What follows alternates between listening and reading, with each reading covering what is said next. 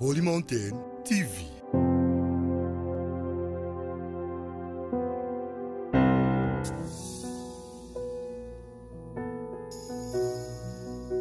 It's Pastor Sandrine Munezero online. Nakijijwe 1993 muri Église Vivante de Jabe. Natangwa kuvuga ubutumwa 2002. Nagiye ndaba akarorero kuri Bill Graham, nongera ndaba akarorero ku bakozi b'Imana benshi batandukanye bambera icitegererezo ciza.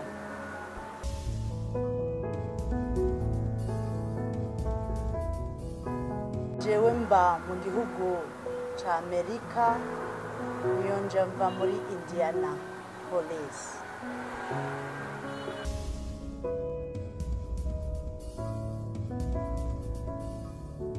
Icatumye tuza gukora ibikorane hano nuko igihe cyose ari vyiza guhera i Yerusalemu, kandi ari vyiza ko dusubira kuza aho twaronkeye umuco, aho twaronkeye agakiza, aho twaronkeye amavuta, aho twaronkeye inyigisho nzima.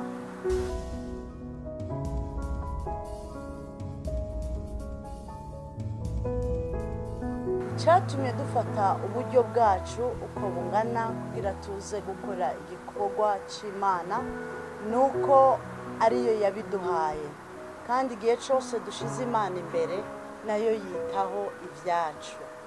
Niyo mpamvu yadutumye idusunika kugira ico dukoze, tubone abarundi n'abarundikazi bamenye iyo Mana twamenye muri kino gihugu. Ikintu twiteze ni ukubona abarundi n'abarundikazi bahinduka, basubira bakamenya Imana, bagatumbera, bakaba ico Imana yabateguriye kuzoba.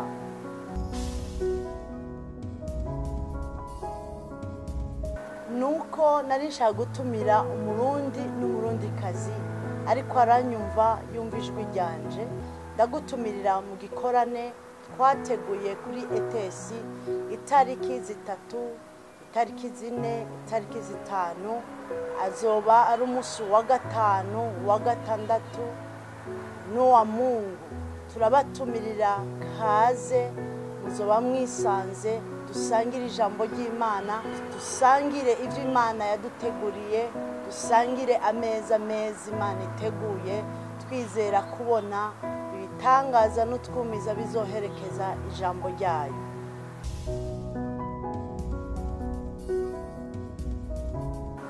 Abakunzi ba Holy Mountain TV nobatumira nabo, kandi nongera ndabashimira igikorwa ciza Imana iriko irakoresha ku buzima bwabo, kuko ico naco muzogihemberwa, kandi ico naco kituma abarundi n'abarundikazi bamenya abantu batandukanye, bakumva ijambo ry'Imana mu bantu batandukanye, kugira ntihagire ico bazokwitwaza ngo ntibamenye, ngo ntibumvise. Imana ibaha umugisha mu gikorwa ciza mukora, kugira ubuvugabutumwa rigere hose ku murundi n'umurundikazi ari hose.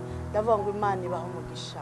Nimba utarakora like na subscribe kuri page za Holy Mountain TV, urashobora kubikora kugira ngo ubandanye kurikira ku bwinshi ibiganiro vya Holy Mountain TV.